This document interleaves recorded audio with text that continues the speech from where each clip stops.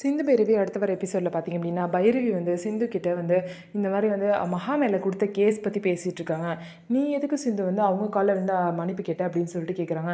வேறு என்ன பண்ணுறது பைரவி, இந்த மாதிரி நீ செஞ்ச நான் அவங்கள்ட்ட சொல்லலை, நான் தான் கேஸ் கொடுத்த மாதிரி நான் போய் மன்னிப்பு கேட்டேன், அது அப்படியே இருக்கட்டும், நீ தான் கேஸ் கொடுத்த அப்படிங்கிற விஷயத்த நீ சொல்ல வேணாம்னு சொல்கிறாங்க.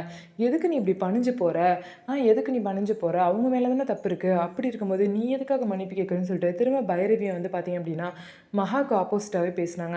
இதை கேட்ட சிந்து பார்த்திங்க அப்படின்னா நம்ம வந்து ஒரு வீட்டுக்கு வாழ வந்திருக்கோம், அப்படி இருக்கப்போ நம்மளால எந்த பிரச்சனையும் வரக்கூடாது பைரவி, நீ மட்டும் கேஸ் கொடுக்கல அப்படின்னா அவங்க செஞ்சது தப்புன்னு சொல்லிட்டு அவங்களுக்கு நான் புரிய வச்சுருப்பேன், நீ அதுக்குள்ளே கேஸ் கொடுத்துட்ட அப்படின்னு சொல்லிட்டு பைரவி கிட்ட சிந்து வந்து பேசிகிட்டு இருப்பாங்க.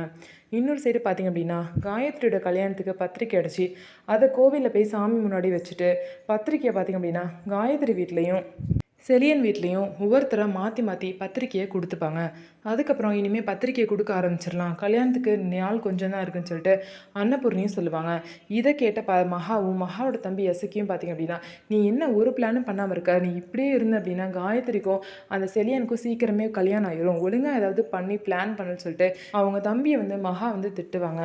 ஸோ எல்லாத்தையும் மீறி எல்லா பிரச்சனையும் மீறி எப்படி செலியன் காயத்ரி கல்யாணம் நடக்க போகுது அப்படின்னு சொல்லிட்டு நம்ம வெயிட் பண்ணி பார்க்கலாம். நம்ம வீடியோ உங்களுக்கு பிடிச்சிருந்தா நம்ம வீடியோவை லைக் பண்ணிக்கோங்க, மறக்காமல் நம்மளோட சேனலை சப்ஸ்கிரைப் பண்ணிவிட்டு பாருங்கள்.